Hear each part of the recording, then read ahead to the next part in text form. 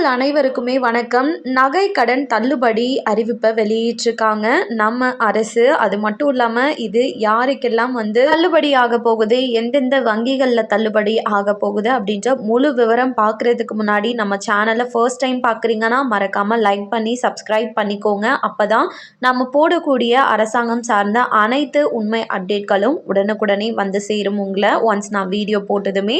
இப்போ வாங்க வீடியோக்குள்ளே போயிடலாம். எல்லாருமே எதிர்பார்த்து கொண்டிருந்த மாதிரியே கூட்டுறவு வங்கியில தான் நகை கடன் தள்ளுபடி பற்றி அறிவிப்பு வெளியாயிருக்கு. தற்போதைக்கு நம்ம தமிழகத்தில் உள்ள கூட்டுறவு வங்கிகள்ல நகை கடன் பெற்றவர்களுக்கு அரசு அறிவித்துள்ள கடன் தள்ளுபடி திட்டம் பெரும் வரப்பிரசாதமாக அமைந்துள்ளதுனே சொல்லலாம். குறிப்பாக குடும்ப அவசர தேவைகளுக்காகவும் விவசாய பணிகளுக்காகவும் நகைகளை அடகு வைத்த ஏழை மற்றும் நடுத்தர குடும்பங்களுக்கு உதவும் வகையில தான் தற்போது 5 சவரன் வரையிலான நகை கடன்களை தள்ளுபடி செய்ய அரசு நடவடிக்கை எடுத்து வருகிறது. இது மட்டும் இல்லாமல் இந்த திட்டம் பொருளாதார ரீதியாக சிரமப்படுபவர்களுக்கு பெரும் நிம்மதியை அளிக்கும் அப்படின்னும் பார்க்கப்படுகிறது.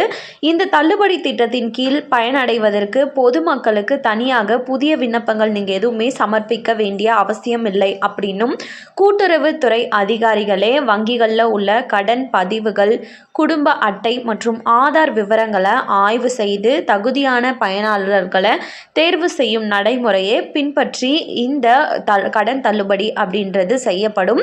ஒரே குடும்பத்தை சேர்ந்தவர்கள் வெவ்வேறு கூட்டுறவு சங்கங்களில் கடன் பெற்றிருந்தாலும் ஒரு குடும்பத்திற்கு மொத்தம் 5 சவரன் வரை மட்டுமே தள்ளுபடி கிடைக்கும். முக்கியமாக உங்களோட ரேஷன் அட்டையோட தகுதியை பயன்படுத்தி தான் இந்த கடன் தள்ளுபடி அப்படின்றது செய்ய போகிறாங்க. அது மட்டும் இல்லாமல் நீங்கள் ஒரு குடும்பத்தில் எத்தனை பேர் தனித்தனியாக 5 சவரன் வச்சிருந்தாலும் ஒரு குடும்பத்துக்கு ஒரே ஒரு 5 சவரன் நகை மட்டும்தான் தள்ளுபடி செய்வோம் அப்படின்றதையும் சொல்லியிருக்காங்க.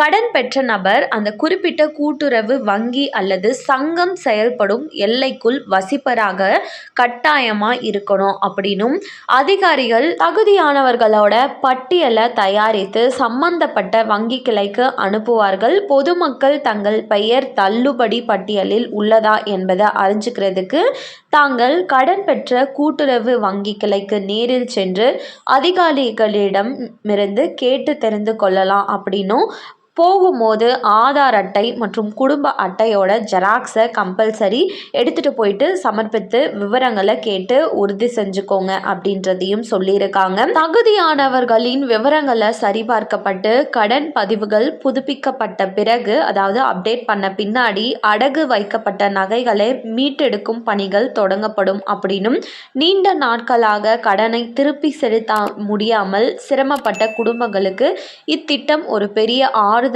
அமையும் என்றும் கிராமப்புறங்களில் பொருளாதார சுமையை குறைத்து மக்கள் மீண்டும் தங்களின் வாழ்வாதாரத்தை நிலைநிறுத்திக் கொள்ள இந்த அரசு நடவடிக்கை பெரிதும் உதவும் என்றும் எதிர்பார்க்கப்படுது. ஸோ வங்கியில் யாரெல்லாம் நகை கடன் பெற்றிருக்கீங்களோ உங்களோட ஆதார் அட்டை, ரேஷன் அட்டையை எடுத்துகிட்டு போயிட்டு நகை கடன் தள்ளுபடி ஏதாச்சும் நடக்க இருக்கா அப்படின்றத, உங்களோட பெயர் அந்த பட்டியலில் இருக்கா அப்படின்றத கேட்டு தெரிஞ்சுக்கோங்க. கண்டிப்பாக இந்த அறிவிப்பு அனைவருக்கும் பயனுள்ளதாக இருக்கும் அப்படின்னு நம்புகிறேன்.